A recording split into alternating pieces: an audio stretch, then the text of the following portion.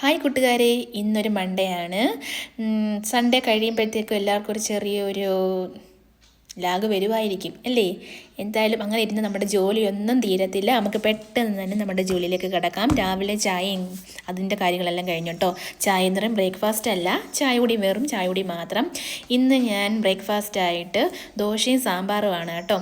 ദോശയ്ക്കുള്ള vegetables എല്ലാം cut ചെയ്തു, മാവൊക്കെ എടുത്തൊന്ന് ഇളക്കി വെച്ചിട്ടുണ്ട്. ഇത് ഞാൻ 2-3 ദിവസത്തേക്കുള്ള അരിയാണ് ആട്ടി വെച്ചേക്കുന്നത്. ഇന്നിപ്പം നമുക്ക് ആവശ്യമുള്ള മാവെടുത്ത് വെച്ചിട്ട് ബാക്കി നമുക്കെടുത്ത് ഫ്രിഡ്ജിൽ വയ്ക്കാം.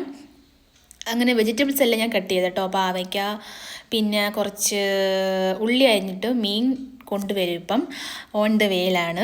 അപ്പം മീൻ വരുമ്പോഴത്തേക്കും ബാക്കി നമുക്ക് സാമ്പാറും തോരനും ഒക്കെ ഒന്ന് ആക്കാം. പാവയ്ക്ക അരിഞ്ഞ് അതൊന്ന് അടുപ്പിലോട്ട് വെച്ചിട്ടുണ്ട്. അതിനകത്ത് തേങ്ങയൊക്കെ ഇട്ട് കൊടുത്ത് ഞാൻ എണ്ണയൊക്കെ ഒഴിച്ച് കടുവൊക്കെ ഇട്ട് പൊട്ടിച്ചിട്ടാണ് ഇങ്ങനെ ചെയ്യുന്നത്. അങ്ങനെ അതെല്ലാം അങ്ങ് സെറ്റാക്കി. ഇനി സാമ്പാറിനുള്ളതെല്ലാം കഷ്ണങ്ങളൊക്കെ വെന്ത് വന്നിട്ടുണ്ട്. അതിലോട്ട് നമുക്ക് കടുക് വറുത്ത് മസാലയെന്ന് വെച്ചാൽ സാമ്പാർ പൊടി, പിന്നെ മുളക് പൊടി, മല്ലിപ്പൊടി, കായപ്പൊടി, ഉപ്പ് കാര്യങ്ങളെല്ലാം ഇട്ടൊന്ന് ഇളക്കി അതൊന്ന് തിളപ്പിക്കാനായിട്ട് വയ്ക്കാം.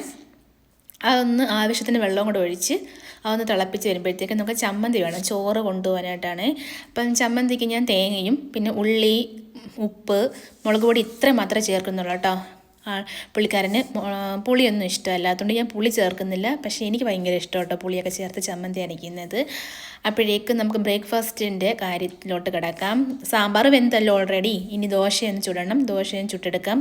മീനും കൊണ്ടുവന്നിട്ടുണ്ട് കേട്ടോ, ചൂരയാണ് കൊണ്ടുവന്നിരിക്കുന്നത്.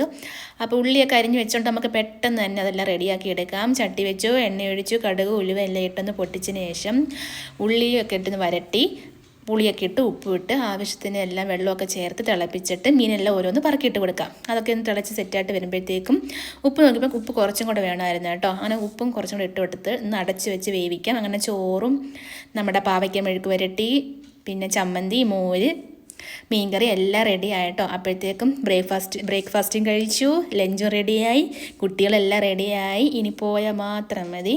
അവരെല്ലാം റെഡി ആയിട്ട് ഇരുന്നപ്പോഴത്തേക്കും ഓട്ടോയും വന്നു. മോനെ എക്സാം തുടങ്ങുകയാണ് കേട്ടോ.